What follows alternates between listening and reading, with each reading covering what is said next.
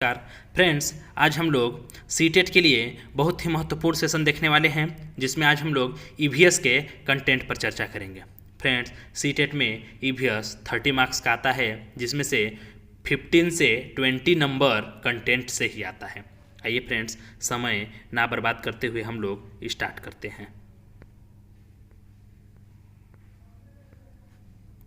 Friends, मैं CTET के NCERT के समरी को लाइन बाय लाइन पढ़ूंगा, आप उसे ध्यान से देखिएगा।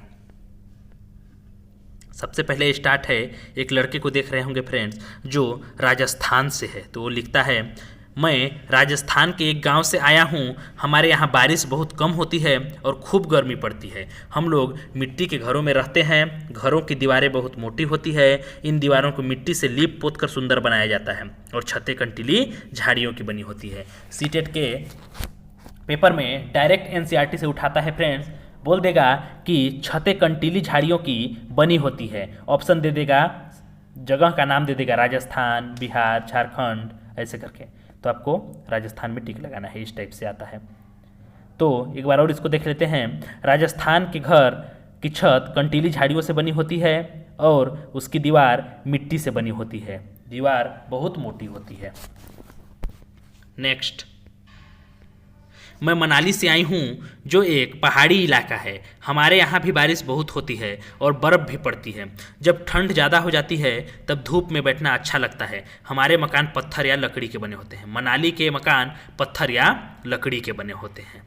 ठीक है, आगे। ये लड़का बोल रहा है, मैं असम के मोलन गांव से आया हूँ। हमारे यहाँ बहुत बारिश होती है, इसलिए हमारे घर ज़मीन से लगभग 10 से 12 फुट ऊंचे बने होते हैं। इनके घर ज़मीन से 10 से 12 फुट ऊंचे होते हैं। चित्र में देख भी रहे होंगे कि काफ़ी ऊंचा ऊंचा लकड़ी से इनका घर बनाया गया है। 10 से 12 फुट इनका घर ऊंचा होता है। इन्हें मजबूत बांस के खंभों पर बनाते हैं। स्पेशल बांस के खंभों पर ही इसे बनाया जाता है। ये घर अंदर से भी लकड़ी के ही बने होते हैं। नेक्स्ट, मैं हूँ कुट्टन, मैं केरल में रहता हूँ। मैं हूँ कुट्टन, मैं केरल में रहता हूँ। मेरे घर के आंगन में मसालों का बगीचा है। मैं तेजपत्ता, छोटी इलायची, बड़ी इलायची, काली मिर्च आदि को उगते देखा है। इसे भी याद रखिएगा, क्या क्या मसाला में आता है। तेजपत्ता, छोटी इलायची, बड़ी इलायची, काली मिर्च। फ्रेंड्स, ये लग रहा होगा कि बहुत आसान है, लेकिन यही एक एक नंबर जोड़ के पासिंग मार्क्स एवरेज बनता है, इसलिए ध्यान से देखिएगा। मजाक लग रहा होगा तो मजाक में इसे मत लीजिएगा, ध्यान से इसे देखिएगा। वहीदा प्रिज्म के बारे में हम लोग देख लेते हैं। वहीदा कौन है? ये लेफ्टिनेंट कमांडर वहीदा प्रिज्म हैं। ये भारतीय नौसेना में डॉक्टर हैं और नौसेना के समुद्री जहाज पर काम करने वाली गिनी चुनी महिलाओं में से एक हैं। इन्हें देखिए फ्रेंड्स, वहीदा याद रखिएगा। लेफ्टिनेंट कमांडर में वहीदा प्रिज्म, भारतीय नौसेना में डॉक्टर हैं। ये पहली महिला कमांडर हैं जिन्होंने एक पूरी परेड की कमान संभाल ली। किसी भी सेना में यह बहुत बड़ी बात मानी जाती है। आगे देखिए फ्रेंड्स, हम लोग रेगिस्तानी इलाका का बात करते हैं। रेगिस्तानी इलाका में एक बहुत ही महत्वपूर्ण जगह है जिसको बोलते हैं आबू धाबी। आबू धाबी एक बहुत ही महत्वपूर्ण जगह है। यहाँ बहुत ज़्यादा यहाँ रेत पाया जाता है। रेत का टीला यहाँ पाया जाता है। फ्रेंड्स, इस लाइन को मैं ध्यान से पढ़ रहा हूँ, आप इसे समझिएगा। उन्होंने बताया कि आबू धाबी और आसपास के रेगिस्तानी इलाके में है। शहर से थोड़ी दूर जाओ तो चारों ओर दूर दूर तक रेत ही रेत दिखाई देती है, न कोई पेड़ न ही हरियाली, केवल रेत। केरल में मैंने अपने घर के आसपास की हरियाली और ठंडे पानी को बहुत याद करती थी। फ्रेंड्स, ये कोई गया है वहाँ पे और वहाँ की कहानी बता रहा है। अब यहाँ आकर बहुत अच्छा लग रहा है। कुजम्मा बोली, मतलब एक कुजम्मा नाम की कोई लड़की होगी जो वहाँ गई होगी, कहाँ? आबू धाबी में, और वहाँ की कहानी बता रही है। आइए देखते हैं क्या बता रही है। बारिश कैसे होती है? यह बात तो शांता और शशि भूल गए हैं। वैसे भी ये शांता और शशि होंगे उसके फ्रेंड्स। वैसे भी रेगिस्तान में बारिश नहीं होती है। वहाँ पानी सचमुच बहुत कीमती है। हाँ फ्रेंड्स, वहाँ पानी पेट्रोल के भाव मिलता है। जैसे हमारे यहाँ पेट्रोल महंगा है, वैसे ही वहाँ पानी महंगा है। वहाँ न तो बारिश है, न नदियाँ हैं, न झील है, न तालाब है। जमीन के नीचे भी वहाँ पानी नहीं है। चिटप्पन ने कहा, शशि के बीच में कहा, लेकिन वहाँ रेतीली ज़मीन के नीचे तेल होता है, इसलिए तो वहाँ पेट्रोल आसानी से मिल जाता है, वहाँ पेट्रोल पानी से सस्ता है। ऐसा फ्रेंड्स वहाँ बताया जा रहा है कि पेट्रोल पानी से भी सस्ता है। कहाँ? आबू धाबी में। बातें करते करते सब मालू के घर पहुँच गए। टैक्सी से उतरते ही शशि और शांता आसपास के सारे फल के पेड़ देखकर हैरान रह गए। नारियल, केले, पपीते, सुपारी, कटहल। फ्रेंड्स, आबू धाबी में नारियल के पेड़, पपीते, सुपारी, कटहल ये सब मिलता है। आगे आइए देखते हैं।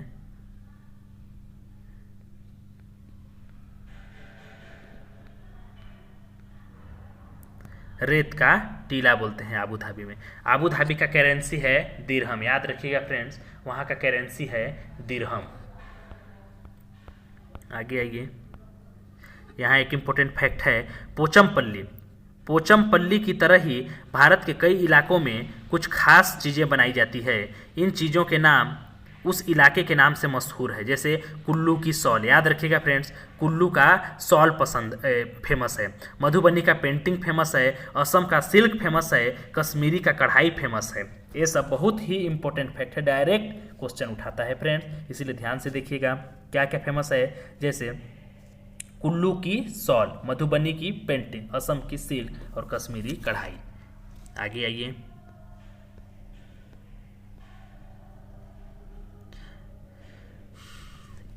इस लाइन को मैं ध्यान से पढ़ रहा हूं, अब सुनिएगा। अप्पा पोचमपल्ली से धागे की लड़ियां लाते हैं। अम्मा लड़ियों को उबलते पानी में डालकर उसकी गंदगी और दाग धोती है। फिर सब मिलकर धागों को सुंदर रंगों में रंगते हैं और सुखाकर उसकी गट्ठी बनाते हैं। धागे की गठियाँ करघे पर लपेटी जाती है, फिर इनसे कपड़े बुने जाते हैं। रेशम का धागा ही रेशमी कपड़ों, साड़ियों या सूटों के लिए कपड़े बुने जाते हैं। सूती धागे से भी साड़ियाँ, कपड़ों के थान और चादरें बुनी जाती हैं। यहाँ परीक्षा में आने लायक फैक्ट है आगे। करघे में कई सुइयाँ होती है। डिजाइन के हिसाब से सुइयों का नंबर घटता बढ़ता है। कारीगर चमकदार रंगों की बहुत ही सुंदर पोचमपल्ली साड़ियाँ बुनते हैं। ये इंपॉर्टेंट फैक्ट है। इन कारीगरों ने अपनी इस कला से इलाके का नाम दुनिया भर में मशहूर कर दिया। यानी पोचमपल्ली की साड़ियाँ बहुत ही मशहूर हैं। आगे आइए, मास बिहू 14 और 15 जनवरी यानी असम का त्यौहार है बिहू। वहाँ असमिया कैलेंडर में 10वें महीने की माघ की प्रथमा एवं द्वितीय तिथि को मनाया जाता है। माघ बिहू का त्यौहार 15, 14 और 15 जनवरी को याद रखिएगा। असमिया कैलेंडर के 10वें महीने माघ की प्रथम एवं द्वितीय तिथि को मनाया जाता है। पहले दिन को उरुका कहते हैं। फ्रेंड्स याद रखिएगा, 14 तारीख को मान लीजिए मनाएंगे तो उसको उरुका कहेंगे। इस दिन अस्थायी सेट छप्पर बनाते हैं, यानी टेम्पोररी रूप से घर बनाते हैं छप्पर, और जिसे भेला घर कहते हैं। उस घर को भेला घर कहते हैं। और सामूहिक भोज का आयोजन वहाँ होता है और वहाँ पे सभी गांव के लोग खाना खाते हैं। बोरा असम में खाए जाने वाले चावलों की एक किस्म है और वहाँ पर खाए जाने वाले, उस दिन खाए जाने वाले जो पकवान खाया जाता है उसे बोरा कहते हैं, जो पकने के बाद चिपचिपे हो जाते हैं। ठीक फ्रेंड्स, इस टाइप से याद रखिएगा। 14-15 जनवरी को माघ बिहू का त्यौहार मनाया जाता है असमिया कैलेंडर में 10वें महीने की प्रथम एवं द्वितीय तिथि को। पहले दिन को उरुका कहते हैं। इस दिन अस्थायी सेट छप्पर बनाते हैं जिसे भेला घर कहते हैं और सामूहिक भोज का आयोजन किया जाता है। बोरा असम में खाए जाने वाले चावल की एक किस्म है, याद रखिएगा। आइए आगे, ऑस्ट्रेलिया में अब चले जाते हैं हम लोग। ऑस्ट्रेलिया में एक पेड़ पाया जाता है जिसका नाम रेगिस्तानी ओक है, डेजर्ट ओक। फ्रेंड्स याद रखिएगा, बहुत ही इंपॉर्टेंट क्वेश्चन है। ऑस्ट्रेलिया में एक पेड़ पाया जाता है जिसका नाम डेजर्ट ओक है, रेगिस्तानी ओक है। इसकी ऊंचाई तुम्हारी क्लास की दीवार के लगभग होती है, यानी लगभग 10-12 फीट फ्रेंड्स, और पत्तियां बहुत ही कम। अंदाजा लगाओ इसकी जड़ें जमीन में कितनी गहराई जाती होंगी। फ्रेंड्स एक एक लाइन इंपॉर्टेंट है, एकदम ध्यान से सुनिएगा। इसकी जड़ें जमीन में कितनी गहराई तक जाती होंगी। सोचो, यदि ऐसे 30 पेड़ जमीन पर लाइन से लिटा दिए जाएं, उस लंबाई तक जमीन में गहरी जाती है। इस पेड़ की जड़ें जब तक कि पानी तक न पहुंच जाए, यह पानी पेड़ के तने में जमा होता है। और याद रखिएगा, डेजर्ट ओक के तने में पानी जमा रहता है। उस इलाके में रहने वाले लोग यह बताते हैं कि कभी कभी इस इलाके में पानी नहीं होता तो वहाँ के लोग इसके तने के अंदर पतला पाइप डालकर पानी निकाल लेते हैं। याद रखिएगा फ्रेंड्स, डेजर्ट ओक ऑस्ट्रेलिया में पाया जाता है। इसकी जड़ें बहुत ही गहरी जाती है, मतलब बहुत डीपली अंदर तक, लगभग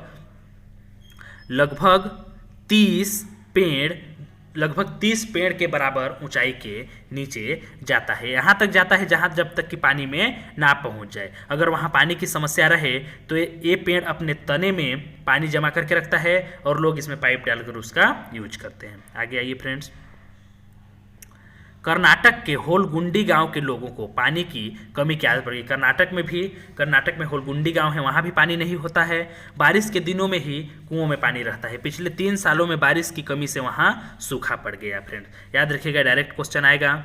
पानी था ही नहीं, न खेती के लिए, न पीने के लिए, न ही जानवरों के लिए। हार मानकर लोग मजदूरी करने शहर जाने लगे। बच्चों को भी स्कूल छोड़कर बड़ों के साथ जाना पड़ा। आगे आइए फ्रेंड्स, बहुत ही इंपॉर्टेंट फैक्ट है।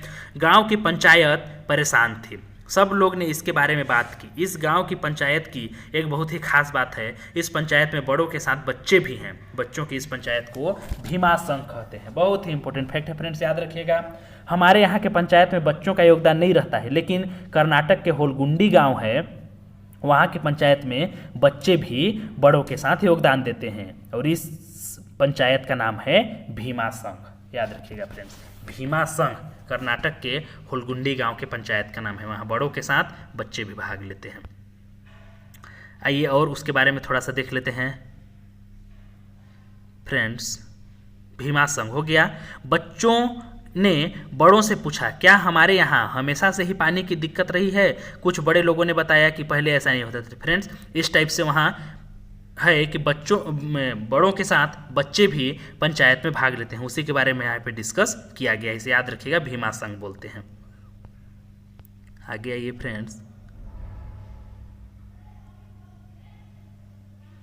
यहाँ पे पानी ठहरने को लेकर बात बताया गया है कि टंकी एक पहाड़ी पर थी। टंकी में ठहरने के बजाय पानी नीचे बह जाता था। पानी के साथ ही मिट्टी भी बह जाती थी। उन्होंने सबसे पहले टंकी को साफ किया, फिर उसकी दीवार की दरारों को भरकर उसे मजबूत बनाया और आसपास के नए छायादार पेड़ लगाए और पुराने पेड़ों को पानी दिया। घास भी लगाई। बच्चों ने ढलान पर जगह जगह बांध बनाए। फिर उसने बारिश का इंतजार किया। फ्रेंड्स यहाँ पे ये बताया गया है कि पानी को कैसे रोका जाता है, यानी टंकी बनाकर पानी को रोका जाता है। अगल बगल पेड़ पौधे लगाकर पानी को रोका जाता है। ठीक है, आगे आइए देखते हैं। इंपॉर्टेंट फैक्ट है फ्रेंड्स, ध्यान देते जाइएगा। यहाँ पर जानवरों के दांत के विषय में बताया गया है। आगे गाय देखिए, गाय का चित्र दिखाया गया है। गाय माता, गाय के आगे के दांत छोटे होते हैं पत्तों को काटने के लिए। मतलब जो सामने का दांत होता है गाय का, वो पत्तों को काटने के लिए होता है, वो छोटा होता है। घास चबाने के लिए पीछे के दांत चपटे और बड़े होते हैं और घास को चबाने के लिए पीछे भी दांत होते हैं जो चपटा और बड़ा होता है। गाय के विषय में हो गया। और ये बिल्ली रानी है। बिल्ली को देखिए, बिल्ली के दांत नुकीले होते हैं जो मांस फाड़ने और काटने के काम में आती है। और इस बिल्ली का दांत तो भाई बहुत ही नुकीला होता है, जो मांस को चीरने फाड़ने काटने के काम में आता है। याद रखिएगा। और यहाँ पे नागराज दिखाई दे रहे हैं। सांप के दांत होते तो नुकीले हैं, पर वह अपने शिकार को चबाकर नहीं खाता बल्कि पूरा निगल जाता है। और इसका तो कहानी ही अजीब है, ये चबा के नहीं खाता है, पूरा निगल जाता है। और ये नेक्स्ट कौन है? ये गिलहरी राजा हैं। गिलहरी के दांत हमेशा बढ़ते रहते हैं। बहुत इंपॉर्टेंट फैक्ट फ्रेंड, गिलहरी के दांत हमेशा बढ़ते रहते हैं। दांतों से काटने और कुतरने के कारण इनके दांत घिसते रहते हैं। हमेशा इनके दांत छोटे धीरे धीरे होते रहते हैं, क्योंकि ये दांतों से ही काटने और कुतरने का काम करते हैं। आगे आइए फ्रेंड्स देखते हैं। यहाँ पे चिड़िया के विषय में कुछ लाइन लिखा गया है, आइए देखते हैं। घर की दीवार के आले में कबूतर ही ऐसे हैं जो अपना घोंसला बनाते हैं। यानी घर की दीवार के जो खोखला रहता है उसमें कबूतर अपना घोंसला बनाते हैं। पुराने मकान या खंडहरों में कबूतर अपना घोंसला बनाते हैं। आइए आगे देखते हैं। बसंत गौरी चिड़िया होगी जो गर्मियों में टुक टुक करते रहते हैं। पेड़ के तने में गहरा छेद बनाकर उसमें अंडे देते हैं। कबूतर घर के दीवार में बनाते हैं और बसंत गौरी पेड़ के तने में छेद करके उसमें अंडा देती है। आगे आइए देखते हैं। दर्जिन चिड़िया का तो नाम ही अजीब है। वह अपनी चोंच से पत्तों को सी लेती है। यानी दर्जिन चिड़िया, जैसा इसका नाम है दर्जी कपड़ा सिलता है, वैसे ही ये दर्जिन चिड़िया पत्तों को सी के घोंसला बना लेती है अपने लिए। और उसके बीच में बनी थैली को अंडे देने के लिए तैयार करती है। यही है उसका घोंसला। आगे आइए देखते हैं। शक्कर खोरा, दर्जन चिड़िया ये ऊपर में है। शक्कर खोरा, शक्कर खोरा इस बार है व्हाइट कलर में। शक्कर खोरा किसी छोटे पेड़ या झाड़ी की डाली पर अपना लटकता घोंसला बनाते हैं। उसी शाम हमने एक डाल से टंगा शक्कर खोरा का घोंसला देखा। आगे आइए देखते हैं। क्या तुम जानते हो कि यह घोंसला किन चीज़ों से बनता है? घोंसले में बाल, बारीक घास, पतली टहनियाँ, सूखे पत्ते, रुई, एक मिनट फ्रेंड्स, सूखे पत्ते, रुई, पेड़ की छाल के टुकड़े और कपड़ों के चिथड़े होते हैं। यहाँ तक कि मकड़ी के जाले भी होते हैं। ठीक है फ्रेंड्स, आगे आइए। मैंने दूरबीन से देखा, उन घोंसलों में एक बच्चा भी था। घोंसले की तरफ छोटा सा छेद भी था, वहीं बच्चा बैठा था, अपनी माँ और खाने का इंतजार कर रहा था। फ्रेंड्स, चिड़िया के बच्चे लोग जब छोटे रहते हैं तो वे कहीं जा तो सकते नहीं, तो अपने माँ और पापा का इंतज़ार करते रहते हैं कि खाना लेके आ रहे होंगे। आइए फ्रेंड्स, नीचे देखते हैं व्यूअर पक्षी के बारे में। व्यूअर पक्षी के बारे में जानते हो? सभी नर व्यूअर पक्षी अपने अपने घोंसले बनाते हैं। फ्रेंड्स, यहाँ पे इंपॉर्टेंट फैक्ट है कि ऐसे करके क्वेश्चन आएगा कि कौन सा पक्षी नर घोंसला बनाता है, तो आप उसमें टिक मारिएगा वीवर पक्षी। मादा वीवर उन सभी घोंसलों को देखती है, उनमें से जो सबसे अच्छा लगता है उसमें ही वो अंडे देती है। फ्रेंड्स, यहाँ पे नर वीवर पक्षी घोंसला बनाता है और मादा उसको पसंद करती है, लाइक करती है कि कौन सा घोंसला मेरा पति अच्छा बनाया है, उसी में वह जाके अंडे देती है। बहुत ही इंपॉर्टेंट फैक्ट्स है फ्रेंड। आइए आगे देखते हैं। आजकल सभी पक्षी बहुत व्यस्त हैं। घोंसले बनाना और अंडे देना यह तो पहला कदम है। बड़ी मेहनत से बनाए गए घोंसलों में बच्चों को ठीक से पाल कर बड़ा करना बहुत मुश्किल काम है। आइए देखते हैं फ्रेंड। पक्षियों के कई दुश्मन भी हैं। जैसे मनुष्य के दुश्मन रहते हैं, वैसे ही पक्षियों के भी दुश्मन हैं, मनुष्य और दूसरे जानवर भी। जैसे कौवे, गिलहरी, बिल्ली और चूहे मौका देखते ही अंडे चुरा लेते हैं, कई बार घोंसले को भी तोड़ देते हैं। और फ्रेंड्स, यहाँ पे इंपॉर्टेंट फैक्ट मैं और भी बताना चाहता हूँ कि जो कोयल होती है वो कौवे के घोंसले में अपना अंडा देती है। कोयल बहुत ही चालाक पक्षी है, कौवे के घोंसले में अपना अंडा देती है। उसका अंडा कौवे के अंडा से मिलता जुलता है और कौवा अपना अंडा समझकर उस कोयल के अंडे की भी देखभाल अच्छे से करता है। आइए आगे देखते हैं। इन सब से बचकर रहना, खाना खोजना, घोंसला बनाना, अंडे सेना और बच्चों को पाल कर बड़ा करना, यह हर पक्षी की परीक्षा है। फिर भी ये खुल कर गाते हैं और पंख फैलाकर उड़ते रहते हैं। आइए देखते हैं फ्रेंड्स आगे। ये भी पक्षी के विषय में ही है। आइए, इस कहानी को मैं ध्यान से पढ़ रहा हूँ, इसमें इंपॉर्टेंट फैक्ट है मैं बताऊंगा। जैसे गोपाल भाई के घर वाली सड़क के किनारे बहुत सारे पत्थर हैं। इन पत्थरों के बीच खाली जगह में कलचिड़ी, एक काली चिड़िया दिखे फ्रेंड्स, इसको कलचिड़ी बोलते हैं। इंडियन रोबिन, ये भारतीय रोबिन है भाई, ये अंडे दिए हैं। मतलब इंडियन रोबिन कहाँ पे अंडा देता है फ्रेंड्स, याद रखिएगा, पत्थरों के बीच में, सड़क के किनारे पत्थरों के बीच में इंडियन रोबिन अंडा देती है। आगे आइए देखते हैं। बच्चू भाई ने मुझे वह जगह दिखाई, मैंने दूरबीन से घोंसले में देखा। घोंसला घास से बना है, उसके ऊपर पौधों की नाजुक टहनी, जड़ें, ऊन, बाल, रुई सब बिछा है।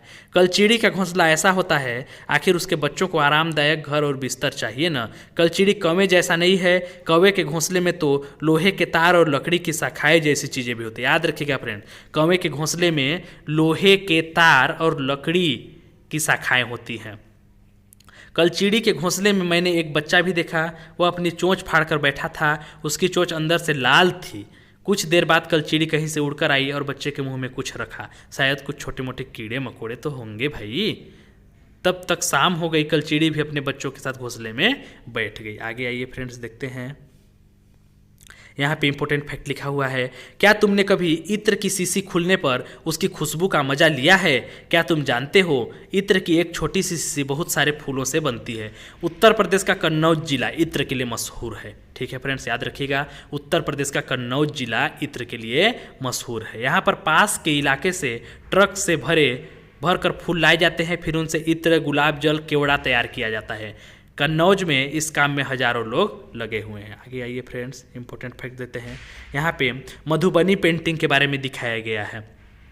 मधुबनी पेंटिंग बिहार का एक फेमस कला है। मधुबनी पेंटिंग, इसको मैं पढ़ रहा हूँ, ध्यान से सुनिएगा। यहाँ दिखाए गए डिजाइन को मधुबनी कहते हैं। यह चित्रकला बहुत पुरानी है। पता है इस चित्रकला का नाम मधुबनी क्यों पड़ा? बिहार में मधुबनी नाम का एक जिला है। त्योहारों और खुशी के मौके पर यहाँ घर की दीवारों पर और आंगन में इस तरह के चित्र बनाए जाते हैं। यह चित्र पीसे हुए चावल के घोल में रंग मिलाकर बनाए जाते हैं। याद रखिएगा फ्रेंड्स, ये रंग भी खास तरह के होते हैं। इन्हें बनाने के लिए नील, हल्दी, फूल, पेड़ों के रंग आदि का इस्तेमाल किया जाता है। चित्रों में इंसान, जानवर, पेड़, फूल, पक्षी, चिड़िया, मछलियाँ और कई तरह के जीव जंतु बनाए जाते हैं। ठीक है फ्रेंड्स, याद रखिएगा, बहुत ही इंपॉर्टेंट फैक्ट है।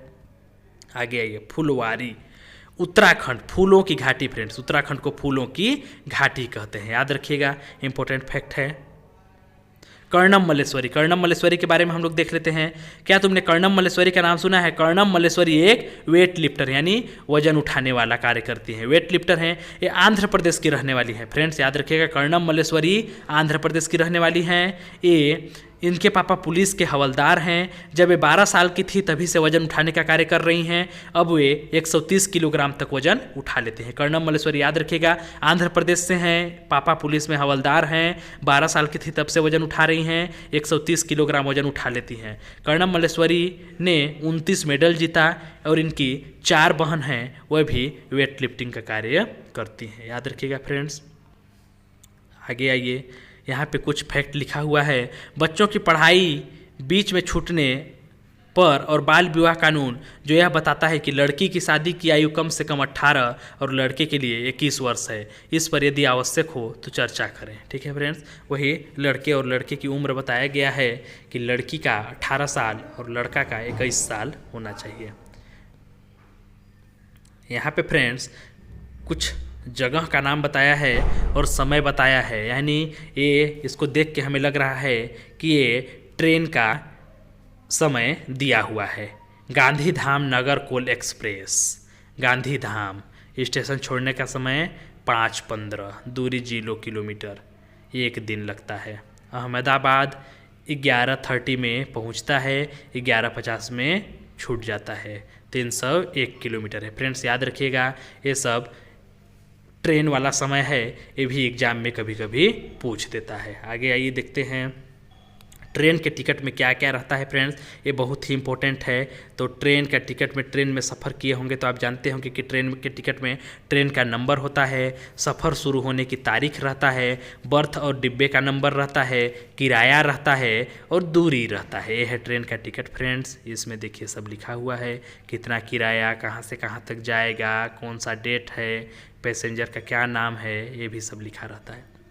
आगे आइए देखते हैं, ये भी ट्रेन के ही बारे में दिया हुआ है कि गांधी धाम अहमदाबाद और वलसाड़ गुजरात में है। फ्रेंड्स, ये जगह है गांधी धाम अहमदाबाद और वलसाड़, ये गुजरात में है। इंपॉर्टेंट है फ्रेंड्स, मजाक अगर यदि आपको लग रहा होगा तो इसे मजाक में ना लें, इन इंपॉर्टेंट फैक्ट्स को ध्यान से सुने, यही एग्जाम में आता है। विश्वास नहीं होगा तो जब एग्जाम देंगे तब आपको पता चल जाएगा कि आखिर क्या आया था।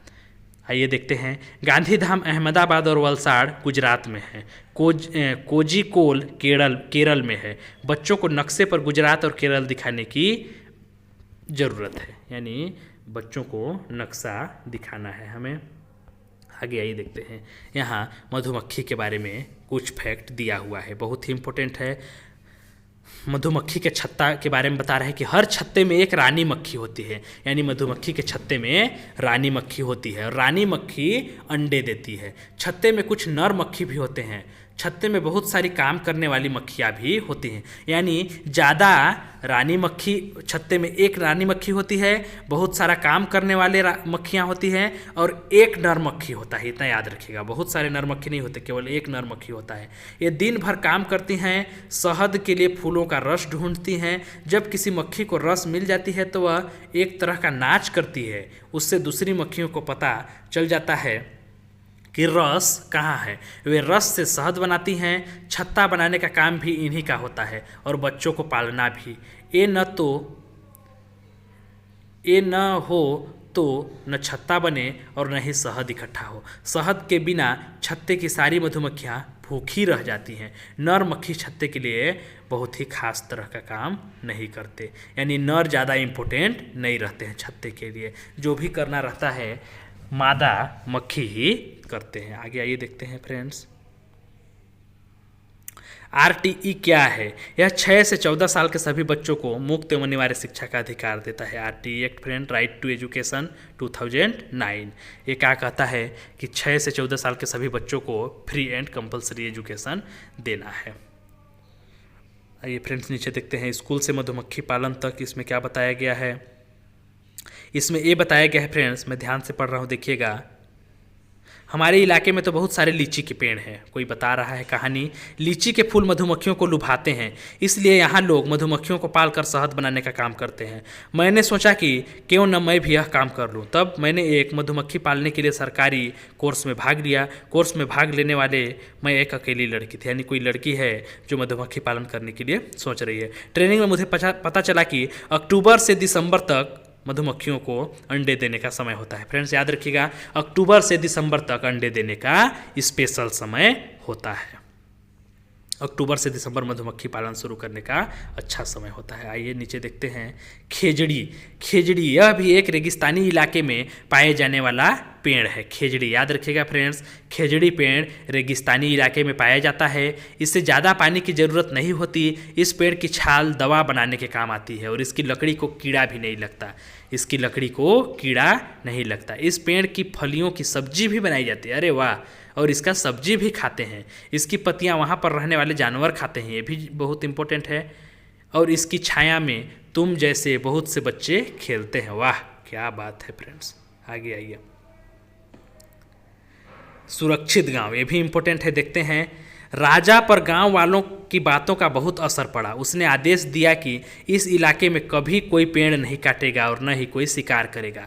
देखते हैं भाई ऐसा कौन सा पेड़ है, कौन सा गांव है। आज 300 साल बाद भी यहाँ के लोग जो बिश्नोई कहलाते हैं, पेड़ों और जानवरों की रक्षा करते हैं। खेजड़ी गांव का ही बात हो रहा है फ्रेंड्स, खेजड़ी गांव का ही बात हो रहा है, जिसको पानी की आवश्यकता नहीं होती है और जिसकी लकड़ी में दीमक नहीं लगती हैं।